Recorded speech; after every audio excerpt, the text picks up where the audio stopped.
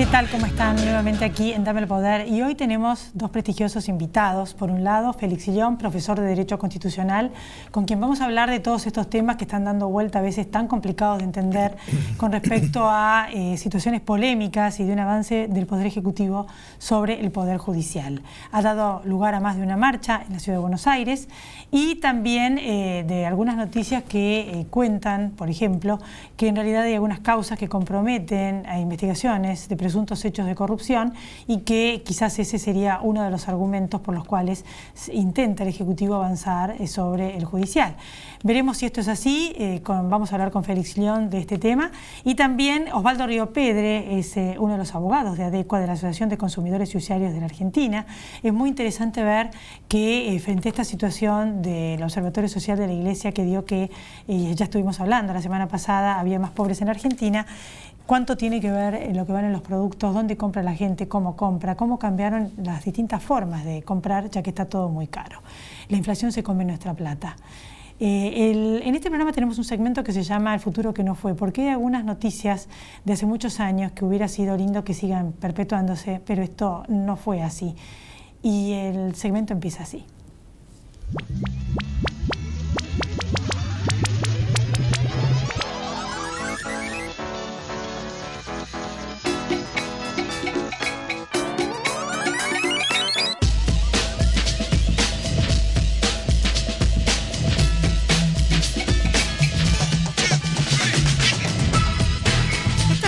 Épocas, Frondizi, un presidente que tuvo la Argentina, se los cuento a los jóvenes, democrático, muy democrático por cierto, y muchos temas sobre Frondizi. Frondizi y la batalla del petróleo.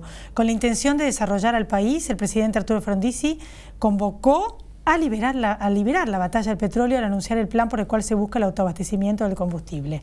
Fíjense que otros economistas como Rogelio Frigerio escribían autoabastecimiento en poco tiempo. Estamos hablando del año 1958.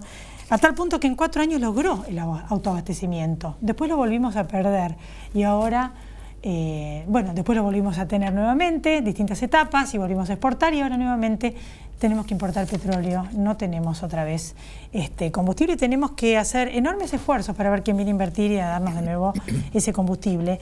Y esta revista, también muy antigua, también de 1965, Panorama, 1963, fíjense ustedes qué vieja la revista, Frondizi, una nueva etapa, cuando se va, porque este presidente fue derrocado por un golpe militar el 29 de marzo de 1962 y había asumido el 1 de mayo de 1958. La señora dijo, por fin tendremos un poco de tranquilidad, fue lo primero que dijo doña Elena Fagionato. Después, el mucamo le dijo a Frondizi, si usted continúa lavando su ropa, yo me voy, doctor. Este fue quizás el último planteo que debió afrontar el doctor Frondizi. Fíjense ustedes, comentarios impensados. Cuando se fue del poder, esto se lo voy a leer en realidad, ¿qué se propone hacer Frondizi? Política, sí, siempre, tal como él mismo expresa, la política es su apostolado. Pero él dijo, pero nada de candidaturas ni cargos partidarios y menos todavía la formación de algún nuevo partido político. No viajará hasta el próximo año, en la que se propone visitar algunos países de Latinoamérica para dar clases en distintas universidades, que fue invitado. Por un lado responde la correspondencia, por adhesiones de gente, mandatarios extranjeros y demás. Así que bueno, fíjense ustedes qué presidentes que en vez de quedarse con algún cargo, de buscar algún acomodo, muchos de los cuales hemos visto en estos últimos años, se dedicó a hacer docencia. Así termina este segmento y después de la pausa, nuestros invitados. ¿Quiénes deben vacunarse contra la gripe? Embarazadas, mamás antes de egresar de la maternidad, niños entre 6 y 24 meses, personas con enfermedades crónicas u obesidad, personal de salud y mayores de 65 años. Para ellos, la vacuna es gratuita en centros de salud y hospitales públicos de todo el país. Vacunate. Es bueno para vos. Es bueno para todos. 0800-222-1002.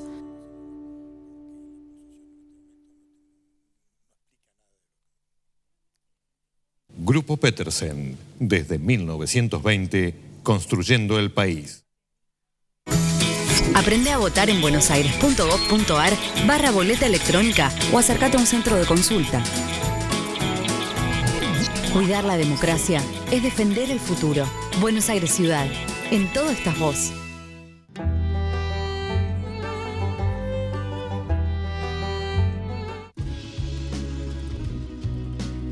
Aquí estamos entonces en Dame el Poder con Félix León. Gracias por venir. Gracias a vos por la invitación. Bueno, hablábamos de Frondizi, ¿no? Qué tiempos que no se ve esos expresidentes así tan humildes, ¿no? Porque la verdad se lavaba la ropa, daba clases, lejos de los oropeles, lejos de tener un cargo nuevamente rápidamente para zafar. Sí, es notable eso. Eran políticos que pensaban en el país más allá de ellos. Porque Frondizi fue un hombre realmente muy visionario. Vimos en 1958 era el momento en Europa del mercado del carbón y el acero. ¿No? Entonces él desarrolló acá el acero, la explotación del carbón, la soda Solvay, el aluminio, la hidroelectricidad, en fin. La industria automotriz, que era muy absorbedora de mano de obra en ese momento, es decir, vio un país para adelante, porque él encontró un país sin energías. Y con Perón en ese sentido había descuidado muchísimo el desarrollo industrial de base, que era la producción de acero, etcétera, que impulsó Arturo Frondizi. Fue un hombre que en 4 años cambió totalmente el país, porque él tenía un plan de gobierno y lo empezó a aplicar inmediatamente cuando llega a la presidencia, y lo que señalaba, que él en 4 años produjo el autoabastecimiento. Efectivamente, por primera vez lo había logrado la Argentina, y uno de los rubros que se gastaba en materia de importación, que más absorbía los recursos del país, era justamente la importación de petróleo. Entonces era muy importante eso, dar ese paso. Ahora no se ve, en este panorama actualmente, no se ve que haya, sobre todo en particular la oposición, que es lo que me interesa especialmente referirnos, que no tiene todavía, no sabemos cuál es el plan de gobierno que tienen. No, dice, cambiemos, pero ¿cambiemos qué? En cambio, Frondizi tenía muy claro lo que debe hacer. Y lo impulsó, y lo hizo realidad en 4 años. Fue uno de los gobiernos más dinámicos que yo recuerdo de la historia política de la segunda mitad del siglo XX. O sea que en esta etapa, ¿cómo ve esta situación de la oposición? Claro, la oposición está preocupada por los cargos. Si yo quiero ser presidente, entonces vamos a ver si hay personas que realmente el cargo de presidente les queda muy holgado, muy grande. No llegan a tener esa dimensión. Y me refiero un poco así en general, no quiero hacer particular, ¿no? Algunos personajes que yo creo que no lucen adecuadamente para ocupar ese cargo. Bueno, y esto se traduce después en la mediocridad. La pelea es porque yo quiero ser, en vez de dejar hacer o empujar para que se haga. Y no ser ellos el protagonista esencial de la cosa, porque es todo el país, la industria, el agro, todo eso es el país. El presidente es una circunstancia, pero el país que trabaja y que merece la atención para poder recuperarse y poder invertir en el país. Por ejemplo, el sector agrario es uno de los que realmente más invierten en el país. Hoy se encuentra en una situación de crisis, como se señalaba antes Pablo Rojo, en otro momento. Que hacía hincapié en el agro, en qué situaciones muy no desprestigiadas, sino no son atendidas realmente en el valor que tienen ellos, porque todavía todo el sector agropecuario es la base de la riqueza del país, y lo sigue siendo, que permite y funciona todavía con un 35% de retenciones. Creo que es el único país que grava las exportaciones. Ahora, en estos últimos días, más allá de las últimas noticias de distintos temas, ¿cuál es la razón por la cual está este avance y cómo lo ve usted del Ejecutivo sobre distintos temas donde ponen jueces subrogantes, quieren poner, cambiando a otros subrogantes que están en causas sensibles, que investigan temas que tienen que ver con figuras del poder? O sea, ¿qué es lo que está pasando, no? Nosotros tenemos un sistema de división de poderes. Buscar a la Corte para dirimir todos estos temas. Sí, nosotros tenemos un sistema de división de poderes. Y un artículo clave de eso es un artículo 109 de la Constitución Nacional que dice que en ningún caso el presidente ejercerá funciones judiciales, se rogará el conocimiento de causas pendientes, ni restablecerá las fenecidas. ¿Eso qué quiere decir? Que el Poder Ejecutivo no puede ni asomar la nariz en lo que hace el Poder Judicial. Por supuesto que un presidente o un ministro puede decir, bueno, nosotros sentencia de la Cámara tal, donde hay intereses del gobierno, etcétera, no compartimos, eso lo puede decir, pero no puede agraviar a los jueces, no puede insultar a los jueces, como se ha hecho. Bueno, sacar la FAIT, un montón de temas. Recuerdo muy bien que el entonces jefe de Gabinete de la Nación, refiriéndose a un pronunciamiento de la Cámara Federal sobre la Ley de Medios, que había sido en unas partes favorables al Grupo Clarín y otras al gobierno, a la postura del gobierno. Sin embargo, se dijo él que esa es una Cámara de mierda, dijo. Esta palabra textual. No puede un jefe de gabinete expresarse de esa manera de y la ley, jueces. Bueno, leyes que, bueno, vamos a ver si llega a la Corte, de subrogancia y otros temas más, y algunos temas que cuestionan las decisiones de jueces, de allanamientos. Con respecto a esta cuestión, de estos subrogantes, que ahora es un tema que sigue en el tapete en el país, había una ley, 26.376, que establecía un siguiente sistema, que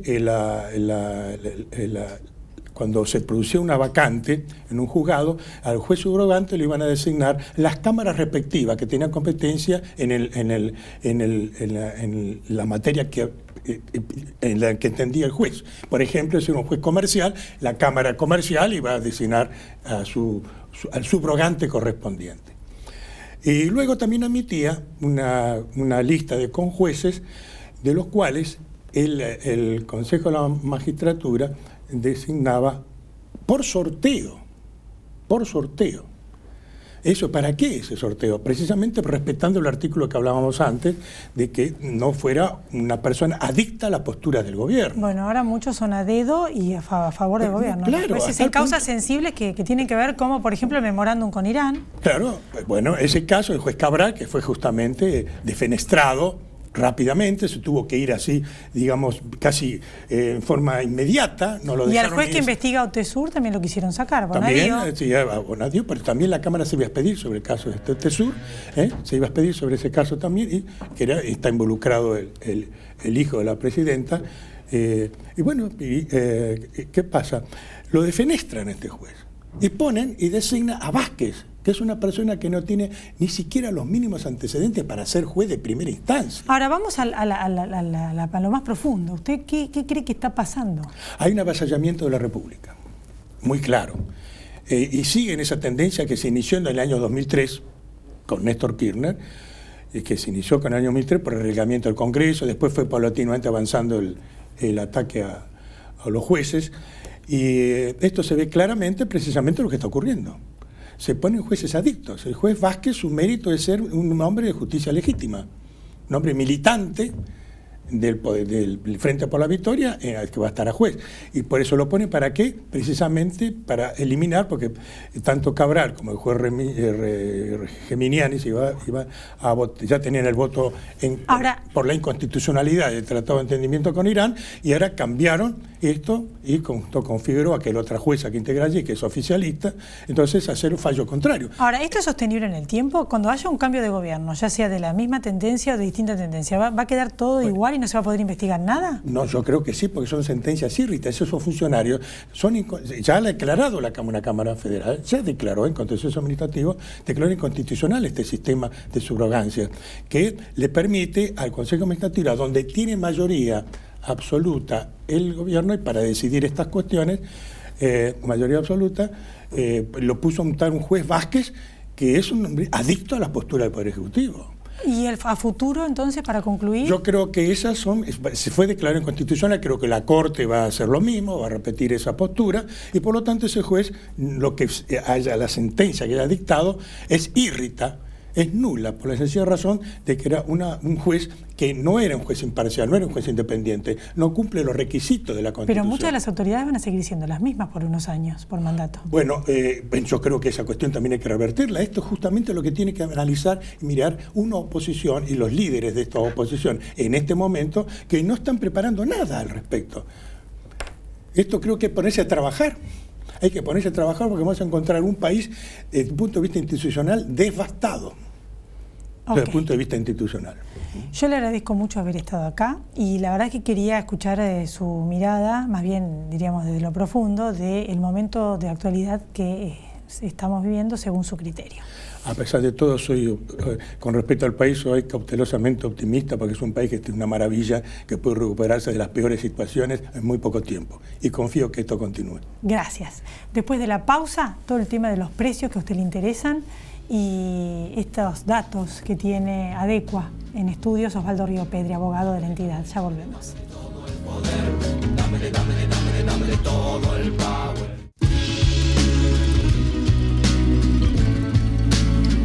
Hay algo que con los años me quedó claro. Para llegar lejos necesitas la tranquilidad de tener todo asegurado y yo activo esa tranquilidad con Provincia Seguros. Hacé como Marcelo y confía en Provincia Seguros. Provincia Seguros, una empresa del Grupo Provincia. Gobernación Daniel Scioli. Crecer es brindar oportunidades. Crecer es motivar el desarrollo de la gente. Crecer es promover la cultura y el deporte. Queremos seguir creciendo junto a vos. Banco Ciudad. Te quiere ver crecer. 0822-20400. bancociudad.com.ar. Colegio de Escribanos de la Ciudad de Buenos Aires. ExxonMobil, líder en tecnología para la operación segura y eficiente de recursos no convencionales de gas y petróleo, está contribuyendo con el progreso del país desde sus operaciones en la provincia de Neuquén. Aquí estamos con Osvaldo Riopedre, abogado de Adecua, la Asociación de Consumidores. Gracias por venir. No, al contrario. Bueno, con estos precios, en realidad, que todo el mundo sabe que son es todo bastante caro, y que salvo la lista de precios cuidados, que por supuesto vas a la góndola y ya no queda ninguno, o queda uno. Casi diría descuidados. Se hace todo bastante difícil. Pero bueno, ¿cómo es la nueva modalidad de compra? ¿Cómo hace la gente para protegerse de todo esto? En realidad, lo que vos decías al principio es cierto. Uno trata de protegerse. Lo que es importante es de qué manera. Han resurgido las segundas marcas. Muchos son reticentes a lo que era el acostumbramiento, a comprar las grandes marcas. Ahora los supermercados tienen como nuevo marketing el hecho de tener como nombre y sus productos el nombre del supermercado. Si no, compra la gente en mayoristas. Mayoristas hay mucha diferencia. Nosotros esto lo veníamos pregonando de alguna manera con los libros. Cuando se iniciaban las clases le decíamos a la gente trate de juntarse todo un grado para ir a comprar directamente al mayorista, que tiene mucha diferencia. Bueno, ahora está, digamos, el escalón lo vamos bajando y esto hace que también le digamos a la gente vaya al mercado central y compre. Lo que pasa es que hay que juntarse, hay que tener movilidad y no todos tienen al lado o la posibilidad de ir. Pero también hay que prestar atención a otra cosa. ¿Qué pasa con los pequeños comercios? Porque nosotros muchas veces nos resguardamos en nosotros mismos y no pensamos en el otro. El dueño del supermercado, de un supermercado de barrio, de un supermercado chino, también tiene que vivir y es lógico que viva. Entonces, cuando uno tiene una época de inflación, es muy difícil poder sostener lo que compró ayer. A lo mejor para reponerlo necesita un 10 o un 20% más y entonces el por si acaso funciona. ¿Y qué quiere decir el por si acaso? Quiere decir, bueno, en vez de agregarle el 10 le pongo el 20 y así empieza toda una rueda en donde en última instancia termina pagándola siempre el consumidor. Y el consumidor también es el chino porque compra otras cosas que no vende en su supermercado.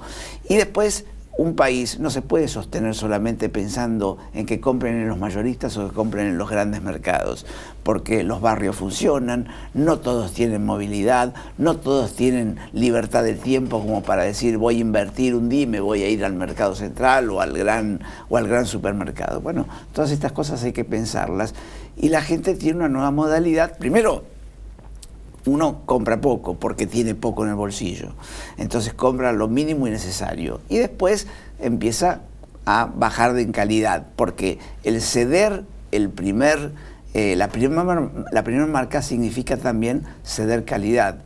Lo segundo no es igual a lo primero y lo tercero no es igual ni a lo segundo ni a lo primero. Entonces acá no hay solamente dos marcas, hay 3 y 4 marcas y muchas veces esas propias marcas son de la misma empresa. las segundas y las terceras marcas son de la empresa de la primera marca. ¿Pero por qué? Porque ellos también tienen que sostenerse, entonces necesitan masividad de venta.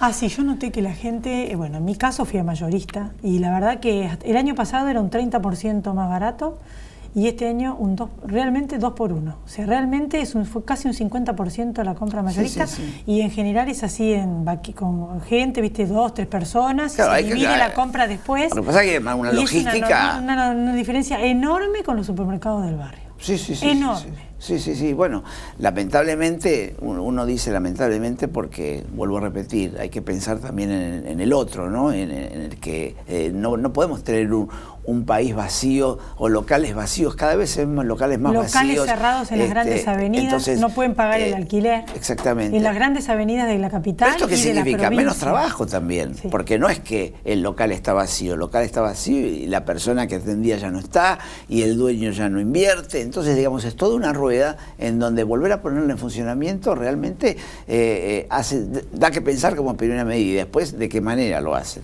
Ahora, bueno, dio el Observatorio Social de la Iglesia que había más pobres, un punto más que el año pasado, 28.7, y el año pasado 27 y pico, que la verdad que cada punto, como decía yo la semana pasada, son miles de personas más pobres. Sí, claro. Es 1 de cada 4 argentinos. Sí. ¿Y qué es lo que nota usted? ¿En qué barrios? ¿Cómo lo vive la gente? ¿Para cuánto les alcanza la plata del plan? En realidad, no, la gente... se dio este mes a lo mejor la casualidad de que uno cobró el aguinaldo y entonces seguramente está un poquito más holgado, pero dentro de pocos días tenemos aumento, aquel que es de clase media y paga una prepaga, tenemos aumento en las prepagas, tenemos aumentos en los colegios, y son cosas que uno dice... ¿La luz y el gas? Bueno, todavía... ¿Pagar el gas ahora? Ahora pagar el gas, pero peor es todavía el que tiene que pagar el gas de garrafa, que no tiene ni siquiera un gas de caño. Entonces, no tenemos que pensar solamente en los que están en la ciudad de Buenos Aires. Nosotros nos vamos al norte del país y no tienen un solo caño, no tienen 1 metro de caño. Entonces, la garrafa, el acceso a la garrafa ya de por sí es complicado, más allá de que existía la garrafa barata y demás, pero muchas veces también los propios distribuidores se avivan y la cobran mucho más de lo que vale. ¿Y el combustible? Entonces, el combustible subió 240% desde que decían que no iba a subir hasta ahora. Desde el gobierno, desde que asumió Cristina hasta ahora, 240%. Entonces nos preguntamos si la inflación real fue de un 120, un 130 y la del gobierno fue de un 80%. ¿Cómo se explica eso? Entonces, todas estas cosas hay que tenerlas en cuenta. Lamentablemente nosotros no tenemos la solución, ni siquiera tenemos la posibilidad de cambiarlo. Pero sí nosotros le decimos a la gente, usted lea los resúmenes de cuenta, lea las facturas, no se deje engañar por... la letra chica. La letra chica y tampoco la publicidad engañosa. Ahora, me llama mucho la atención la diferencia de precios que hay de un lugar al otro. Realmente. Bueno, pero lo que pasa es que cuando uno no tiene claro cuál es el precio, a lo mejor hasta de una cuadra a otra hay diferencia. Sí. Nosotros recibimos en Adecua gente que dice, quiero que me devuelvan la plata porque lo vi en la otra cuadra al 50%, no al 10 más barato, al 50% más barato. Entonces, ¿qué pasa? Cuando uno no tiene claro cuánto cuestan las cosas, cualquiera le cobra cualquier cosa. Claro. Bueno, Osvaldo Río Pedro, yo realmente le agradezco muchísimo haber estado acá. Y me parece muy interesante de seguir y otro día con más detalle todo el tema de los precios. Bueno, al contrario, gracias a ustedes. Y a ustedes también, gracias por haber estado acá y en Dame el Poder y nos volvemos a encontrar la próxima semana. Pásenla bien.